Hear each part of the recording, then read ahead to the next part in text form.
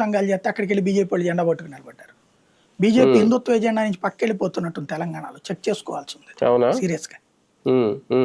అంటే చిన్న స్థాయి వ్యక్తి ఏం మాట్లాడింది కాదు కదా, ఇది ఒక సీఎం స్థాయి వ్యక్తి మాట్లాడితే బీజేపీ నుంచి ఎందుకు స్పందన రావట్లేదు? వాళ్ళు ఆలోచించుకోవాలి, ఆత్మవిమర్శ చేసుకోవాలి. ఆ స్థాయి స్పందన అయితే లేదు నిన్న. సార్ కానీ ఇలాంటి వ్యాఖ్యలు చేసినప్పుడు ప్రజా వ్యతిరేకత లేదంటే హిందూ వ్యతిరేకత మూట కట్టుకోదా అధికార పార్టీ?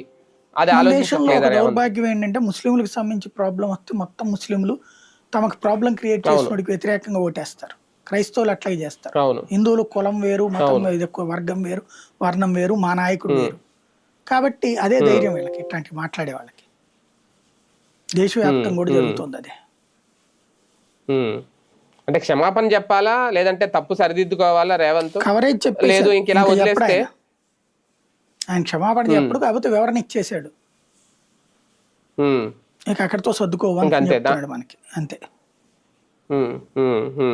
అంటే టంగ్ స్లిప్ అయ్యేది ఒక రకంగా నోటి దొరద కాదు కాదు, అతని అవగాహన స్థాయి అది, అపరిపక్వ స్థాయి అది. అంతే అంతే, ఆలోచించలేదు అంతే అంతే.